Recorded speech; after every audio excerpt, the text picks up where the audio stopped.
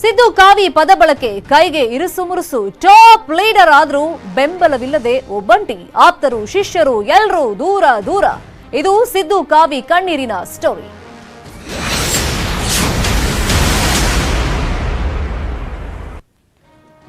ಸ್ವಾಮೀಜಿಗಳ ವಿಚಾರವನ್ನ ಎತ್ತಿ ಸಿದ್ದರಾಮಯ್ಯ ತಂಡ ಹೊಡೆದು ಬಿಟ್ಟಿದ್ದಾರೆ. ವಿವಾದ ದಿನ ಕಳೆದಂತೆ ಜಾಸ್ತಿ ಆಗ್ತಾ ಇದೆ. ಬಿಜೆಪಿ ನಾಯಕರು ಇದೇ ಅಸ್ತ್ರ ಮಾಡಿಕೊಂಡಿದ್ದಾರೆ. ವಿವಿಧ ರೀತಿಯಲ್ಲಿ ಬಾಣಗಳನ್ನ ಬಿಡ್ತಾ ಇದ್ದಾರೆ. ಈಗ ಕಾಂಗ್ರೆಸ್ ಅಲ್ಲಿ ಅದನ್ನ ಸಮರ್ಥನೆ ಮಾಡ್ಕೊಳ್ಳೋದಕ್ಕೆ, ಸಿದ್ದರಾಮಯ್ಯ ಬೆನ್ನಿಗೆ ನಿಲ್ಲೋದಕ್ಕೆ, ಬೆಂಬಲವಾಗಿ ನಿಲ್ಲೋದಕ್ಕೆ ಯಾರು ತಯಾರಿಲ್ಲ. ಅಲ್ಲಿಗೆ ಸಿದ್ದರಾಮಯ್ಯ ಒಬ್ಬಂಟಿ ಆಗ್ಬಿಟ್ಟಿದ್ದಾರೆ. ಟಾಪ್ ಲೀಡರ್ ಆಗಿ ಗುರುತಿಸಿಕೊಂಡಿದ್ರು ಕೂಡ ಅವ್ರ ಬೆಂಬಲಕ್ಕೆ ಅವರ ಆಪ್ತರು ಶಿಷ್ಯರು ಯಾರು ಬರ್ತಾ ಇಲ್ಲ. ಇನ್ನು ಕೆಪಿಸಿಸಿ ಅಧ್ಯಕ್ಷ ಡಿ.ಕೆ. ಶಿವಕುಮಾರ್ ಅವರು ತಂಡ ಹೊಡೆದ್ಬಿಟ್ಟಿದ್ದಾರೆ. ಅಂದ್ರೆ ಈ ವಿಷಯದಲ್ಲಿ ಅವ್ರು ಮಾತಾಡಕ್ ಹೋಗ್ತಾ ಇಲ್ಲ. ಅಸಮಾಧಾನ ಅಫ್ಕೋರ್ಸ್ ಅವರಲ್ಲಿ ಇದೆ, ಆದರೆ ಅದಕ್ಕೆ ನಾನು ಯಾವುದೇ ರೀತಿಯಲ್ಲೂ ಪ್ರತಿಕ್ರಿಯೆ ಕೊಡಲ್ಲ. ಅವ್ರು ಹೆಂಗಿದ್ರು ಸೀನಿಯರ್ ಲೀಡರ್ ಇದ್ದಾರೆ, ಅವರೇ ಮಾತಾಡ್ತಾರೆ ಅಂತ ಹೇಳ್ತಾ ಇದ್ದಾರೆ. ಇನ್ನೊಂದು ಕಡೆ ಪ್ರಿಯಾಂಕ್ ಖರ್ಗೆ ಸ್ವಾಮೀಜಿಗಳ ಹೇಳಿಕೆಗೆ ಅವ್ರನ್ನೇ ಕೇಳಿ ಅವ್ರು ನಿಮ್ ಕೈಗೆ ಸಿಗ್ತಾರಲ್ಲ ಅಂತ ಹೇಳಿದ್ದಾರೆ. ಸೊ ಒಂದಾದ ಮೇಲಂತೆ ವಿವಾದಗಳನ್ನ ಸಿದ್ದರಾಮಯ್ಯ ಅವರು ಮೈ ಮೇಲೆ ಎಳ್ಕೊಳ್ತಲೇ ಇದ್ದಾರೆ. ಇದ್ರ ಮಧ್ಯದಲ್ಲಿ ಅವ್ರು ಏನೇ ಸ್ಟೇಟ್ಮೆಂಟ್ ಕೊಟ್ಟು ಅದು ಕಾಂಟ್ರವರ್ಸಿ ರೂಪ ಪಡ್ಕೊಂಡ ಮೇಲೆ ಅವರು ಬೆಂಬಲಕ್ಕೆ ನಿಂತ್ಕೊಳ್ಳೋದಕ್ಕೆ ಅವರದ್ದೇ ಪಕ್ಷದ ನಾಯಕರು ಹಿಂದೇಟ್ ಹಾಕ್ತಾ ಇದ್ದಾರೆ. ಈಗ ಪರ್ಟಿಕ್ಯುಲರ್ ಆಗಿ ಸ್ವಾಮೀಜಿಗಳ ಬಗ್ಗೆ ಏನ್ ಹೇಳಿಕೆ ಕೊಟ್ಟಿದ್ರು ಸಿದ್ದರಾಮಯ್ಯ ಮೊನ್ನೆ ಅದು ಕಾಂಟ್ರವರ್ಸಿ ಆಗ್ತಾ ಇದ್ದಂತೆ ಯಾರು ಕೂಡ ಕಾಂಗ್ರೆಸ್ ನಾಯಕರು ಅದ್ರ ಬಗ್ಗೆ ಚಕಾರ ಎತ್ತುತ್ತಾ ಇಲ್ಲ. ಸಿದ್ದರಾಮಯ್ಯ ಅವರು ಸೀನಿಯರ್ ಲೀಡರ್, ಅವರೇ ಸಮರ್ಥನೆ ಕೊಡ್ತಾರೆ, ನೀವು ಅವರನ್ನೇ ಹೋಗಿ ಕೇಳಿ ಅಂತ ಮಾಧ್ಯಮದವರಿಗೆ ಕೈ ನಾಯಕರು ಹೇಳ್ತಾ ಇದ್ದಾರೆ. ಎಲ್ಲ ಬೆಳವಣಿಗೆ ಮಧ್ಯದಲ್ಲಿ ಹೈಕಮಾಂಡ್ ನಾಯಕರಿಗೂ ಕೂಡ ಈ ವಿಷಯವನ್ನ ಮುಟ್ಟಿಸೋ ಕೆಲಸ ಆಗಿದೆ ಕಾಂಗ್ರೆಸ್ ಪಕ್ಷದಲ್ಲಿ. ಈಗ ಎಲೆಕ್ಷನ್ ಹತ್ರ ಬರ್ತಾ ಇದ್ದಂತೆ ಇದೇ ವಿಷಯಗಳು ದೊಡ್ಡ ಮಟ್ಟದಲ್ಲಿ ಸುದ್ದಿ ಮಾಡುತ್ತೆ, ವಿವಾದದ ರೂಪ ಪಡ್ಕೊಳ್ಳುತ್ತೆ, ಮತದಾರರ ಮನಸ್ಸಿನ ಮೇಲೆ ಪ್ರಭಾವ ಆಗುತ್ತೆ. ಅದು ಎಫೆಕ್ಟ್ ಎಲೆಕ್ಷನ್ ಮೇಲೆ ಬೀರುತ್ತೆ, ಪಕ್ಷದ ಮೇಲೆ ಬೀರುತ್ತೆ ಅಂತ ನಾಯಕರಿಗೂ ಗೊತ್ತು. ಆದ್ರೆ ಮಾತನಾಡುವಂತ ಭರದಲ್ಲಿ ಅವರು ಹೇಳ್ಬಿಡ್ತಾರೆ, ಏನೋ ಸ್ಟೇಟ್ಮೆಂಟ್ ಕೊಟ್ಬಿಡ್ತಾರೆ. ಅದಕ್ಕೆ ಈಗ ಆಪೋಸಿಷನ್ ಪಾರ್ಟಿಯವರು ಕಾಯ್ತಾ ಇರ್ತಾರೆ. ಯಾಕಂದ್ರೆ ಇಲ್ಲಿ ಸರ್ಕಾರದ ಮಟ್ಟಿಗೆ ನಾವು ನೋಡೋದಾದ್ರೆ ಆಡಳಿತದಲ್ಲಿ ಬಿಜೆಪಿ ಇದೆ, ಹೌದು, ಪ್ರತಿಪಕ್ಷ ಸ್ಥಾನದಲ್ಲಿ ಕಾಂಗ್ರೆಸ್ ಇದೆ. ಆದ್ರೆ ಕಾಂಗ್ರೆಸ್ ಏನೇ ತಪ್ಪು ಮಾಡಿದ್ರು ಕೂಡ, ನಾಯಕರು ಏನೇ ಸ್ಟೇಟ್ಮೆಂಟ್ ಕೊಟ್ಟರು ಕೂಡ ಅದನ್ನ ಕ್ಯಾಪ್ಚರ್ ಮಾಡೋದಕ್ಕೆ, ಅದನ್ನ ಹೆಂಗೆ ನಾವು ವಿವಾದಿತ ರೂಪ ಕೊಡಬಹುದು ಅನ್ನೋದಕ್ಕೆ ಬಿಜೆಪಿ ಅವರು ಕೂಡ ಕಾಯ್ತಾ ಇರ್ತಾರೆ. ಇನ್ನು ಸಿದ್ದರಾಮಯ್ಯ ವೀರಶೈವ ಲಿಂಗಾಯತ ಈಗ ಹೊಡೆದಾಯ್ತು. ಈಗ ನೆಕ್ಸ್ಟ್ ಏನಾಗುತ್ತೆ ಅನ್ನುವಂತ ಕುತೂಹಲ ಅಫ್ಕೋರ್ಸ್ ಇದ್ದೇ ಇದೆ. ಈಗ ಸ್ವಾಮೀಜಿಗಳನ್ನ ಒಡೆಯೋದಕ್ಕೆ ಪ್ರಯತ್ನ ಪಡ್ತಾ ಇದ್ದಾರೆ ಅಂತ ಹೇಳ್ಬಿಟ್ಟು ಬಾಗಲಕೋಟೆಯಲ್ಲಿ ಸ್ಟೇಟ್ಮೆಂಟ್ ಅನ್ನ ನೀಡಿದ್ದಾರೆ. ಈಶ್ವರಪ್ಪನವರು ಈ ಸ್ಟೇಟ್ಮೆಂಟ್ ಅನ್ನ ಕೊಟ್ಟಿರೋದು. ಯಾಕಂದ್ರೆ ಸಿದ್ದರಾಮಯ್ಯ ಅವರು ಏನೇ ಸ್ಟೇಟ್ಮೆಂಟ್ ಕೊಟ್ಟರು ಕೂಡ ಈಶ್ವರಪ್ಪ ಅವರು ವೇಟ್ ಮಾಡ್ತಾ ಇರ್ತಾರೆ. ಸೊ ತಾನೆಲ್ಲಿ ಮಾತಾಡಬಹುದು ಅಂತ. ಇಲ್ಲೂ ಕೂಡ ಒಂದು ಲೆಕ್ಕಾಚಾರಗಳು ಅಫ್ಕೋರ್ಸ್ ಇದ್ದೇ ಇದೆ. ಇಲ್ಲಿ ಬರೋದು ಕುರುಬ ಸಮಾಜದ ಲೆಕ್ಕಾಚಾರ. ಸೊ ತಾನು ಎಲ್ಲಿ ಕುರುಬರನ್ನ ಸೆಳಿಬಹುದು ಅಂತ ಈಗ ಈಶ್ವರಪ್ಪನವರು ಕೂಡ ಬಹಳಷ್ಟು ಪ್ರಯತ್ನಗಳನ್ನ ಬಹಳಷ್ಟು ವರ್ಷಗಳಿಂದ ಮಾಡ್ತಲೇ ಇದ್ದಾರೆ. ಈಗ ಮತ್ತೊಂದು ಸ್ಟೇಟ್ಮೆಂಟ್ ಕೊಟ್ಟಿದ್ದಾರೆ ಈಶ್ವರಪ್ಪನವರು, ಸಿದ್ದರಾಮಯ್ಯ ಅವರ ಮೆದುಳು ತೆಳ್ಳಗಿದೆ. ಸೊ ಯಾರಾದ್ರೂ ಸಿದ್ದರಾಮಯ್ಯ ಹೇಳಿಕೆಯನ್ನ ಸ್ವಾಗತ ಮಾಡಿದಾರಾ ಅನ್ನೋ ಪ್ರಶ್ನೆಯನ್ನ ಈಶ್ವರಪ್ಪನವರು ಮಾಡಿದ್ದಾರೆ. ಸಿದ್ದರಾಮಯ್ಯ ಮಾತನ್ನ ಇಲ್ಲಿ ಕಾಂಗ್ರೆಸ್ ಪಕ್ಷದವರೇ ಸ್ವಾಗತ ಮಾಡಿಲ್ಲ. ಅಲ್ಲಿಗೆ ಈಗ ಅವ್ರು ಎಲ್ಲಿಂದ ಸ್ಪರ್ಧೆ ಮಾಡ್ತಾರೆ ಅಂತ ಬಹಳಷ್ಟು ದಿನಗಳಿಂದ ಏನ್ ಚರ್ಚೆ ಆಗ್ತಿತ್ತಲ್ಲ, ಸೊ ಆ ಬಗ್ಗೆನೂ ಕೂಡ ಈಶ್ವರಪ್ಪನವರು ಪ್ರಸ್ತಾಪ ಮಾಡಿದ್ದಾರೆ. ಆ ಮುಸಲ್ಮಾನ್ ಹೆಣ್ಮಕ್ಳು ನಾವು ಶಿಕ್ಷಣವನ್ನು ಬೇಕಾದ್ರೆ ಬಿಡ್ತೀವಿ ನಾವು, ಆದರೆ ಧರ್ಮ ಬಿಡಲ್ಲ ಅಂದರು. ಒಂದು ಬುದ್ಧಿ ಮಾತಾರ ಹೇಳಬೇಕಿತ್ತಾನೆ ಇವರು. ಇಲ್ಲ, ನೀವು ಹಂಗೆ ಮಾಡಬೇಡಿ, ಶಿಕ್ಷಣ ಬಹಳ ಮುಖ್ಯ. ಒಂದೇ ಒಂದು ಮಾತು ಹೇಳಿಲ್ಲ. ಯಾಕೆ? ಮುಸಲ್ಮಾನರು ಬಿಟ್ಟು ಈ ರೀತಿ ಇವ್ರು ಮಾಡಿ ಮಾಡಿ ಮಾಡಿ ದೇಶದಲ್ಲೇ ಕಾಂಗ್ರೆಸ್ ಇವತ್ತು ನಿರ್ನಾಮ ಆಗಂತ ಹೋಗಿದೆ. ಕರ್ನಾಟಕ ರಾಜ್ಯದಲ್ಲಿ ಕಾಂಗ್ರೆಸ್ ಸ್ವಲ್ಪ ಜೀವ ಕುಟು ಅಂತ ಇದೆ. ಯಾವ ಇಲ್ಲೂ ಸಾಯತ್ತೋ ಗೊತ್ತಿಲ್ಲ. ಸಾಕು ಸಿದ್ದರಾಮಯ್ಯನಂತವ್ರು ಒಬ್ರು. ಅದಕ್ಕೋಸ್ಕರ ನಾನು ಹೇಳ್ತೀನಿ, ಕೋರ್ಟಿಗೆ ನೀವು ಗೌರವ ಕೊಡೋದು ಕಲ್ತ್ಕೊಳ್ಳಿ ಮುಂಚೆ. ಎರಡನೇದು, ಸಾಧು ಸಂತರ ಬಗ್ಗೆ ನೀವು ಮಾಡಿರೋಂಥ ಹೇಳಿಕೆ ಅಕ್ಷಮ್ಯ ಅಪರಾಧ. ಈ ಜರಾಸಂಧನಿಗೆ 100 ತಪ್ಪು ಮಾಡಿದ ತಕ್ಷಣ ಶಿಕ್ಷೆ ಆಯಿತು ಅಂತ ನೋಡ್ರಿ, ಶಿಶುಪಾಲನಿಗೆ. ಹಾಗೆ ಇವ್ರದ್ದು 100 ತಪ್ಪಾಯಿತು. ಇನ್ನು ಇವ್ರದ್ದು ಯಾವುದೇ ಕಾರಣಕ್ಕೂ ಕೂಡ ಈ ದೇಶದಲ್ಲಿ ರಾಜಕಾರಣ ಮಾಡೋದಕ್ಕೆ ಇವ್ರಿಗೆ ಅಧಿಕಾರವೇ ಇಲ್ಲ. ಇನ್ನು ಇಲ್ಲ, ರಾಜಕೀಯ ನಿವೃತ್ತಿ ತಗೊಳ್ಳಿ, ಇಲ್ಲ ಅವ್ರ ಪಕ್ಷ ಅವರು ಕಾಂಗ್ರೆಸ್ ಪಕ್ಷದಿಂದ ಕಿತ್ತು ಬಿಸಾಕಬೇಕು. KPCC ಅಧ್ಯಕ್ಷ DK ಶಿವಕುಮಾರ್ಗೆ ಆ ಶಕ್ತಿ ಇದ್ದರೆ ಮಾಡಲಿ, ಇಲ್ಲ ಅವರು ವಿರೋಧ ಪಕ್ಷ ನಾಯಕರು ನಾನು KPCC ಅಧ್ಯಕ್ಷ ಇದ್ದೀನಿ ನಂಗೆ ತೆಗಿಯೋದಕ್ಕೆ ಅಧಿಕಾರ ಇಲ್ಲ ಅಂದರೆ ಕನಿಷ್ಠ ನಿಮ್ಮ ಸೋನಿಯಾ ಗಾಂಧಿ ರಾಹುಲ್ ಗಾಂಧಿಗಾರು ಕಳಿಸಿರಿ, ಇವ್ರನ್ನ ವಜಾ ಮಾಡಬೇಕು ಅಂತ ಹೇಳಿ. ಇಡೀ ರಾಜ್ಯದಲ್ಲಿ ಯಾವುದೇ ಒಬ್ಬ ಬರೀ ಸ್ವಾಮೀಜಿಗಳಲ್ಲ, ವಿರೋಧ ಪಕ್ಷಗಳಲ್ಲ, ಜನ ಅಲ್ಲ, ಒಬ್ಬ ಕಾಂಗ್ರೆಸ್ನವರು ನಿಮ್ಮ ಜೊತೆಗೆ ಇಲ್ಲ ಅಂತಂತದ್ದು ಆದಮೇಲೆ ನೀವು ಇನ್ಯಾಕೆ ರಾಜಕಾರಣ ಮಾಡ್ತೀರಿ? ಇದು ಒಳ್ಳೇದಲ್ಲ. ಇಷ್ಟು ಮಾತ್ರ ನಾನು ಹೇಳಬಲ್ಲೆ. ರಾಜ್ಯದ ಇವತ್ತಿನ ಸ್ಥಿತಿಗೆ ಸಿದ್ದರಾಮಯ್ಯ ಅವರೇ ಕಾರಣ. ಅವ್ರ ಬಳಿ ಬೇರೆ ಯಾವುದೇ ವಿಷಯ ಇಲ್ಲ. ಸಿದ್ದರಾಮಯ್ಯ ವಿರುದ್ಧ ಈ ರೀತಿ ಸ್ಟೇಟ್ಮೆಂಟ್ ಅನ್ನ ಕೊಟ್ಟಿದ್ದಾರೆ ಕುಮಾರಸ್ವಾಮಿ. ತಮ್ಮ ಆಕ್ರೋಶ ವ್ಯಕ್ತಪಡಿಸಿದ್ದಾರೆ. ಸಿದ್ದರಾಮಯ್ಯ ಅವರನ್ನ ನಂಬಿ ಮುಸಲ್ಮಾನರು ಬೀದಿಗೆ ಬಂದ್ಬಿಟ್ಟಿದ್ದಾರೆ, ಅವರಲ್ಲೂ ಈಗ ಮರುಚಿಂತನೆ ಆರಂಭ ಆಗಿದೆ ಅನ್ನೋ ಮಾತನ್ನ ಕುಮಾರಸ್ವಾಮಿ ಹೇಳಿದ್ದಾರೆ. ಈಗ ಸಿದ್ದರಾಮಯ್ಯ ಅವರೇ ರಾಜ್ಯದ ಇವಾಗಿನ ಪರಿಸ್ಥಿತಿಗೆ ಕಾರಣ ಅಂತ ಹೇಳ್ಬಿಟ್ಟು ಕುಮಾರಸ್ವಾಮಿ ಆಕ್ರೋಶವನ್ನ ವ್ಯಕ್ತಪಡಿಸಿದ್ದಾರೆ. ಅವರು ನಂಬ್ಕೊಂಡು ಮುಸಲ್ಮಾನರಿದ್ರು, ನಂಬಿದಂತ ವ್ಯಕ್ತಿಯೇ ಮೋಸ ಮಾಡ್ಬಿಟ್ಟಿದ್ದಾರೆ. ಮುಸ್ಲಿಮರು ಈಗ ಬೀದಿಗೆ ಬಂದು ನಿಂತಿದ್ದಾರೆ. ಸಿದ್ದರಾಮಯ್ಯ ಅವರನ್ನ ನಂಬಿದ್ದಕ್ಕೆ ಸರಿಯಾಗಿ ಮಾಡಿದ್ರು ಅವರು, ಅವರಲ್ಲೂ ಈಗ ಮರುಚಿಂತನೆ ಆರಂಭ ಆಗಿದೆ ಮಾತನ್ನ ಕುಮಾರಸ್ವಾಮಿ ಹೇಳಿದ್ದಾರೆ.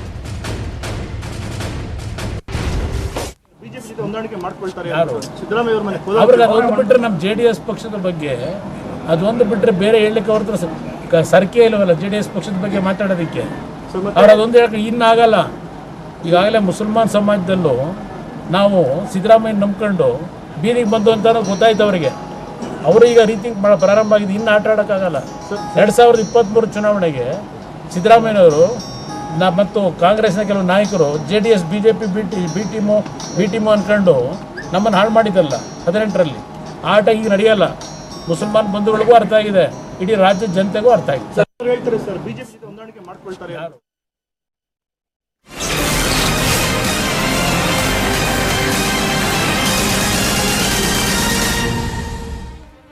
ಹಿಜಾಬ್ ಸಂಘರ್ಷದ ನಡುವೆ ನಾಳೆಯಿಂದ SSLC ಪರೀಕ್ಷೆ ಆರಂಭವಾಗುತ್ತೆ. ನಿರ್ಭೀತಿಯಿಂದ ಪರೀಕ್ಷೆ ಬರೆದು ನಿಮ್ ಭವಿಷ್ಯವನ್ನ ರೂಪಿಸ್ಕೊಳ್ಳಿ ಅಂತ SSLC ವಿದ್ಯಾರ್ಥಿಗಳಿಗೆ CM ಬಸವರಾಜ ಬೊಮ್ಮಾಯಿ ಅವರು ಸಲಹೆಯನ್ನ ಕೊಟ್ಟಿದ್ದಾರೆ. ಈಗ ತಯಾರಿಗಳನ್ನ ಲಕ್ಷಾಂತರ ಸಂಖ್ಯೆಯಲ್ಲಿ ವಿದ್ಯಾರ್ಥಿಗಳು ಮಾಡ್ಕೊಂಡಿದ್ದಾರೆ. ಈಗ ನಾಳೆ ಎದುರು ನೋಡ್ತಾ ಇದ್ದಾರೆ ಪರೀಕ್ಷೆ ಬರೀಬೇಕು ಅಂತ. ಆದ್ರೆ ಈ ಹಿಜಾಬ್ ವಿವಾದ ಸೃಷ್ಟಿ ಆದ್ಮೇಲೆ ಬೆರಳೆಣಿಕೆಯಷ್ಟು ವಿದ್ಯಾರ್ಥಿನಿಯರು ಹಿಜಾಬ್ ಇಲ್ಲದೆ ಇದ್ರೆ ನಾವು ಪರೀಕ್ಷೆಯನ್ನೇ ಬಹಿಷ್ಕಾರ ಮಾಡ್ತೀವಿ, ಧಿಕ್ಕರಿಸಿ ಹೋಗ್ತೀವಿ ಅಂತ ಏನ್ ಸ್ಟೇಟ್ಮೆಂಟ್ಗಳನ್ನ ಕೊಟ್ಟಿದ್ದಾರೆ.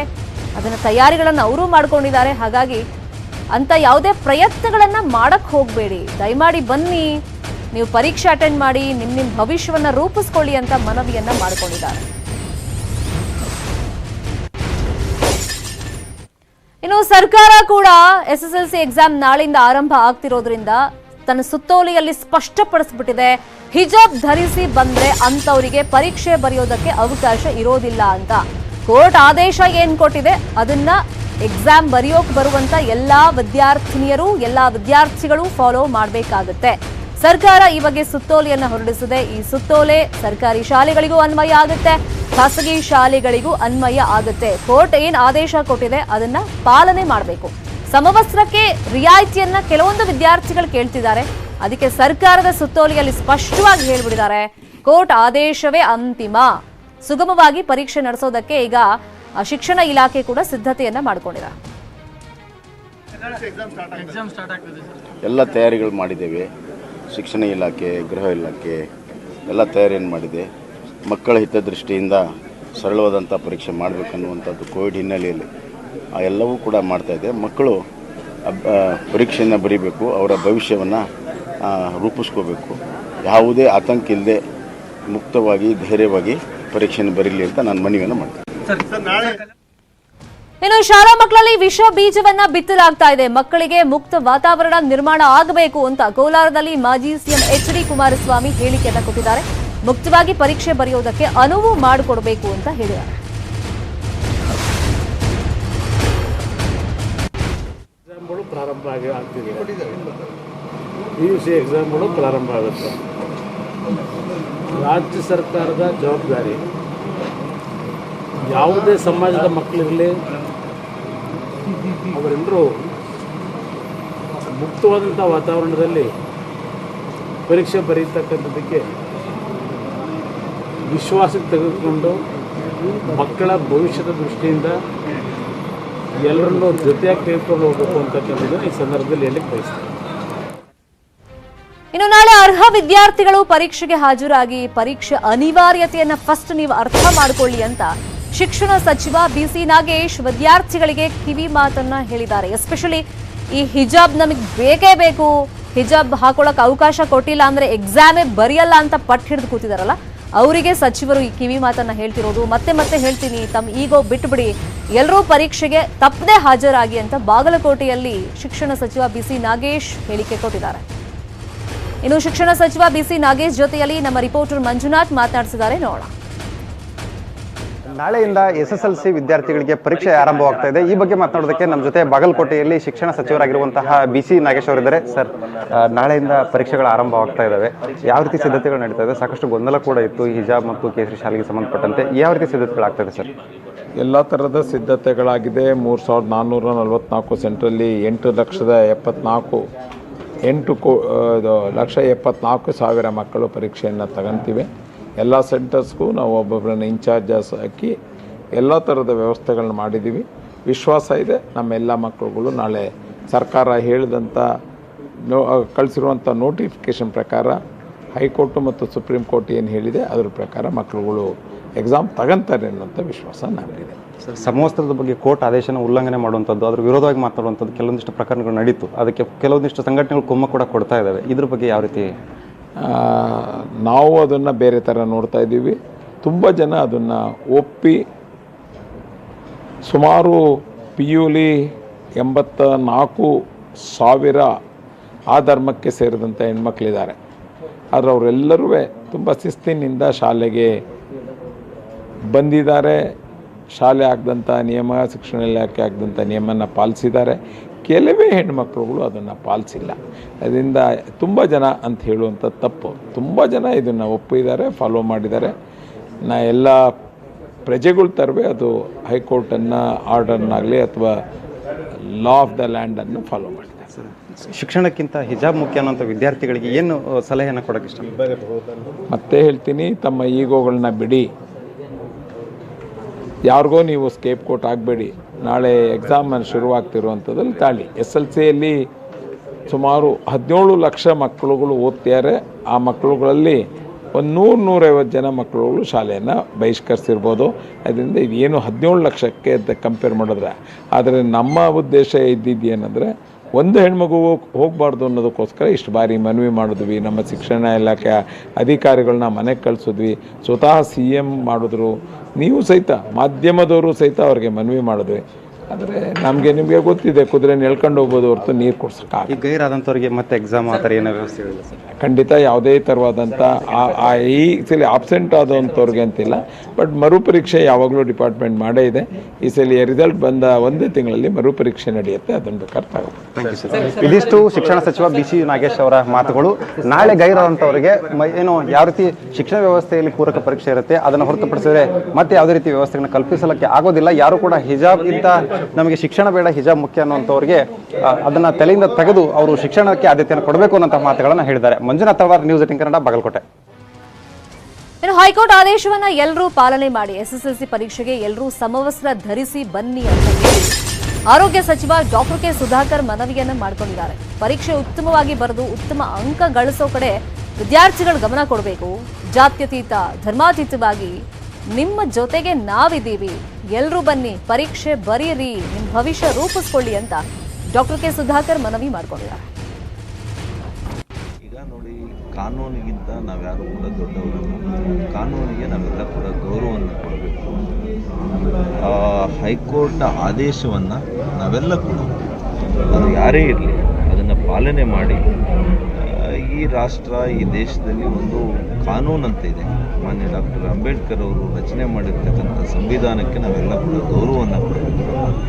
ಮತ್ತು ಶಾಲೆಗಳಲ್ಲಿ ವಿಶೇಷವಾಗಿ ಏನು ಯೂನಿಫಾರ್ಮ್ ಅಂತಂದರೆ ಏನು ಸಮವಸ್ತ್ರ, ಆ ಸಮಾನ ಮನಸ್ಸುಗಳಲ್ಲಿ ಸಮಾನವಾದಂಥ ಭಾವನೆ ಏನಿದೆ, ಆ ಭಾವನೆಗಳು ಅದೇ ರೀತಿ ಇರಬೇಕು. ಅದಕ್ಕೆ ಬೇರೆ ರೀತಿಯ ಅರ್ಥವನ್ನು ಕಲ್ಪಿಸೋದು ಬೇಡ.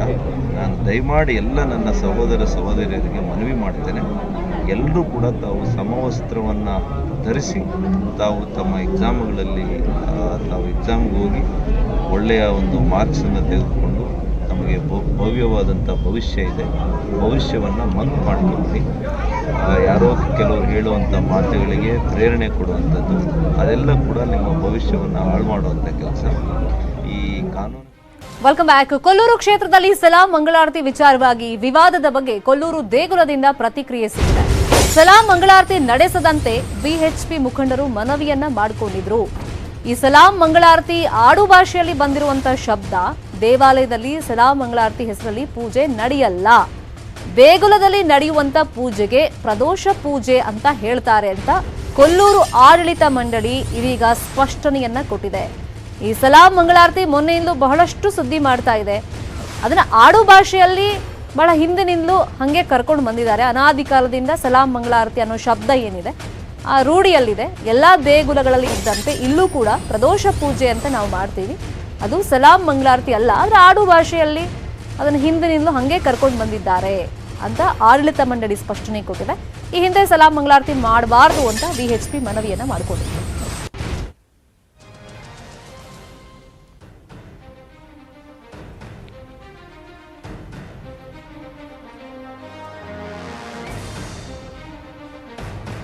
ಹಾಗಾದ್ರೆ ಆಡಳಿತ ಮಂಡಳಿ ಏನ್ ಹೇಳಿದೆ ನೋಡೋಣ.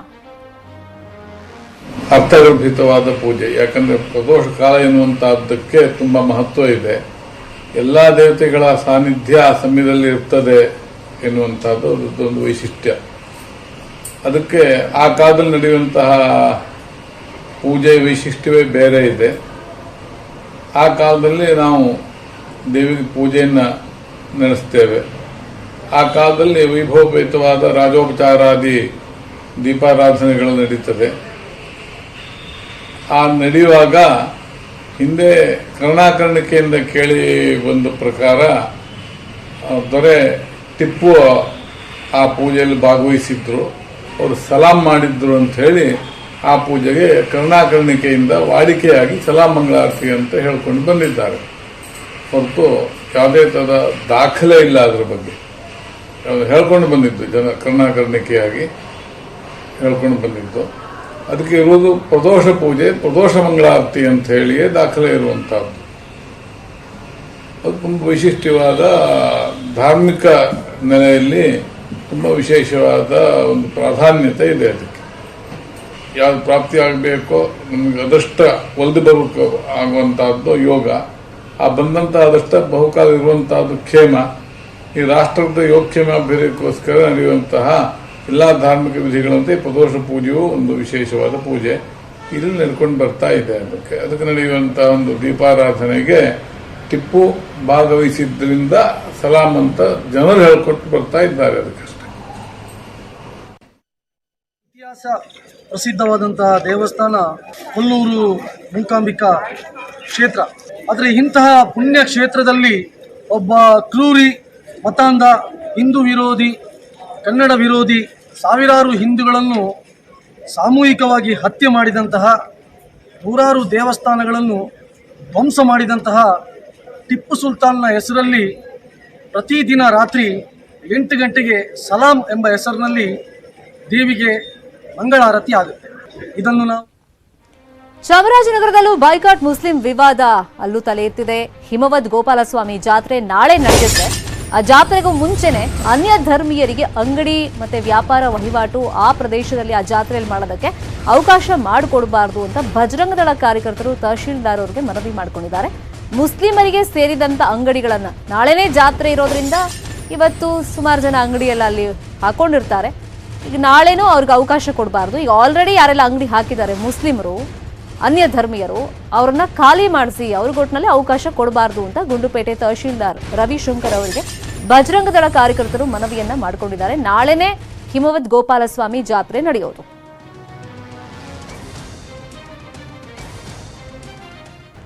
Welcome back. ಹಾಸನದಲ್ಲಿ ಮನೆಗೆ ನುಗ್ಗಿ ನಾಯಿಯನ್ನ ಹೊತ್ಕೊಂಡು ಹೋಗಿದೆ ಚಿರತೆ. ಚಿರತೆಯಿಂದ ತಪ್ಪಿಸಿಕೊಳ್ಳೋದಕ್ಕೆ ಹರಸಾಹಸ ಪಟ್ಟಿದೆ ಆ ನಾಯಿ. ಚನ್ನರಾಯಪಟ್ಟಣ ತಾಲೂಕಿನ ನಾಗಯ್ಯನ ಕೊಪ್ಪಲಿನಲ್ಲಿ ಈ ಘಟನೆ ನಡೆದಿದೆ. ಮಧ್ಯರಾತ್ರಿ ಆಗಿರುವಂತ ಘಟನೆ ಇದು. ಹಾಸನದಲ್ಲಿ ಮನೆಗೆ ನುಗ್ಗಿ ಸಾಕು ನಾಯಿಯನ್ನ ಚಿರತೆ ಹೊತ್ತೊಯ್ದಿದೆ. ಚಿರತೆಯಿಂದ ತಪ್ಪಿಸ್ಕೊಳ್ಬೇಕು ಅಂತ ಆ ಕ್ಷಣದಲ್ಲಿ ಆ ನಾಯಿ ಸಾಕಷ್ಟು ಪ್ರಯತ್ನ ಪಟ್ಟಿದೆ. ಚನ್ನರಾಯಪಟ್ಟಣ ತಾಲೂಕಿನ ನಾಗಯ್ಯನಕೊಪ್ಪಲಿನಲ್ಲಿ ಘಟನೆಯಾಗಿದೆ. ಮಧ್ಯರಾತ್ರಿ ಲ್ಯಾಬ್ರಡಾರ್ ನಾಯಿಯನ್ನ ಚಿರತೆ ಹೊತ್ಕೊಂಡು ಹೋಗಿದೆ. ಚಿರತೆ ನಾಯಿಯನ್ನ ಹೊತ್ತೊಯ್ಯುವಂತ ದೃಶ್ಯ ಸಿಸಿಟಿವಿಯಲ್ಲಿ ಸೆರೆಯಾಗಿದೆ. ಹೆಚ್ಚಿನ ಅನಾಹುತ ಆಗೋ ಮುಂಚೆ ಚಿರತೆಯನ್ನ ಸೆರೆ ಹಿಡಿರಿ ಅಂತ ಸ್ಥಳೀಯರು ಆಗ್ರಹ ಮಾಡಿದ್ದಾರೆ. ಆ ಸಿಸಿಟಿವಿ ಫುಟೇಜ್ ತೋರಿಸ್ತಾ ಇದ್ದೀವಿ ನೋಡಿ. ಹೊಂಚಾಕಿ ಹೆಂಗ ಆ ಚಿರತೆ ಮನೆ ಒಳಗೆ ನುಗ್ಗಿದೆ, ಕಾಂಪೌಂಡ್ ಒಳಗೆ ಬಂದಿದೆ. ಸೊ ಅಲ್ಲೇ ನಾಯಿ ಇದೆ. ಆ ನಾಯಿನ ಹೊತ್ಕೊಂಡು ಹೋಗೋ ಪ್ರಯತ್ನ ಫಸ್ಟ್ ಮಾಡುತ್ತೆ. ಆದರೆ ಸ್ಟಾರ್ಟಿಂಗಲ್ಲಿ ಪಾಪ ನಾಯಿನೂ ಲ್ಯಾಬ್ರಡಾರ್ ನಾಯಿ ಅದು ಕೂಡ ಸಾಕಷ್ಟು ಪ್ರತಿರೋಧ ಒಡ್ಡಿದೆ. ಸಾಕಷ್ಟು ಪ್ರತಿರೋಧ ಒಡ್ಡದ ಮೇಲೆ ಶರಣಾಗಲೇಬೇಕಾಯಿತು. ಯಾಕಂದರೆ ಚಿರತೆ ನಾಯಿಗಿಂತ ಪ್ರಬಲಶಾಲಿ. ಸೊ ಹಾಗಾಗಿ ಇಷ್ಟೆಲ್ಲ ಪ್ರಯತ್ನ ಪಟ್ಟ ಮೇಲೆ ಶರಣಾಯಿತು. ಚಿರತೆ ಅದನ್ನು ಹೊತ್ಕೊಂಡು ಹೋಯ್ತು ನಾಯಿನ. ಈಗ ಸ್ಥಳೀಯರಲ್ಲಿ ಆತಂಕ ಏನು? ಈಗ ರಾಜಾರೋಷವಾಗಿ ಚಿರತೆ ಬರುತ್ತೆ, ಈ ಥರ ನಾಯಿನ ಹೊತ್ಕೊಂಡು ಹೋಗಿದೆ, ನಾಳೆ ಮನುಷ್ಯರನ್ನು ಹೊತ್ಕೊಂಡು ಹೋಗ್ಬೋದು ಆ ಭಾಗದಲ್ಲಿ. ಹಾಗಾಗಿ ಹೆಚ್ಚಿನ ಅನಾಹುತ ಆಗೋಕ್ಕೂ ಮುಂಚೆ ಚಿರತೆ ಸೆರೆ ಹಿಡಿಯಿರಿ ಅನ್ನೋ ಆಗ್ರಹವನ್ನು ಸ್ಥಳೀಯರು ಮಾಡಿದ್ದಾರೆ.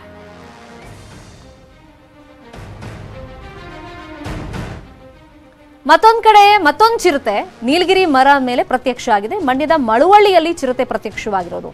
ದಂಡಿನ ಮಾರಮ್ಮ ದೇವಸ್ಥಾನದ ಬಳಿಯಲ್ಲಿ ಚಿರತೆ ಪತ್ತೆಯಾಗಿದೆ. ಮಾರ್ಕ್ ಮಾಡಿ ತೋರಿಸ್ತಾ ಇದೀವಿ ವಿಜುವಲ್ ಅಲ್ಲಿ. ಮರದ ಮೇಲೆ ಈ ಚಿರತೆ ಪತ್ತೆಯಾಗಿರೋದು.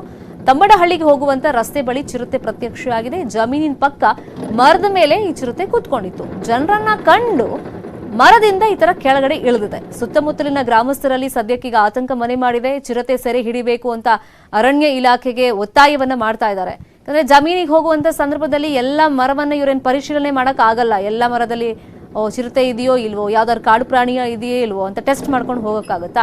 ಮತ್ತೆ ಒಂದೊಂದ್ಸಲಿ ಈ ಚಿರತೆ ಈ ತರ ಮರದ ಮೇಲೆ ಹತ್ತು ಕೂತಾಗ ಸಡನ್ ಆಗಿ ಕಾಣಿಸೋದು ಇಲ್ಲ. ನೀವು ಎಷ್ಟು ಹುಡುಕಾಡಿದ್ರು ಕಾಣಲ್ಲ.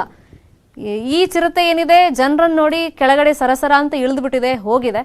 ಬಟ್ ಹೆಚ್ಚು ಕಡಿಮೆ ಆಗೋಕ್ಕೂ ಮುಂಚೆ ಎಚ್ಚೆತ್ತುಕೊಳ್ಬೇಕು ಅಂತ ಈಗ ಜನ ಅರಣ್ಯ ಇಲಾಖೆಗೆ ಒತ್ತಾಯವನ್ನು ಮಾಡಿದ್ದಾರೆ. ಈ ಚಿರತೆಯನ್ನ ಸೆರೆ ಹಿಡಿರಿ ಅಂತ.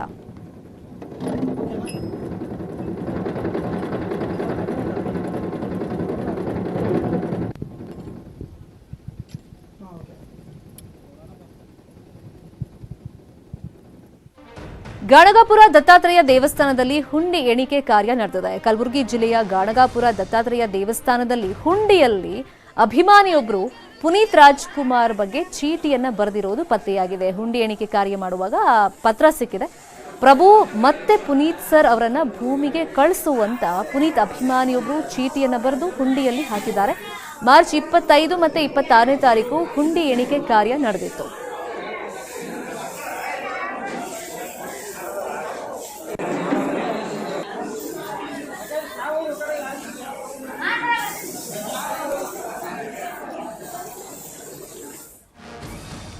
ಇವಿಷ್ಟು ಸದ್ಯದ ನ್ಯೂಸ್ ಅಪ್ಡೇಟ್ಸ್. ನೋಡ್ತಾರೆ ನ್ಯೂಸ್ 18 ಕನ್ನಡ. ಜಾಲ ನಮ್ಮದು, ಬಲ ನಿಮ್ಮದು.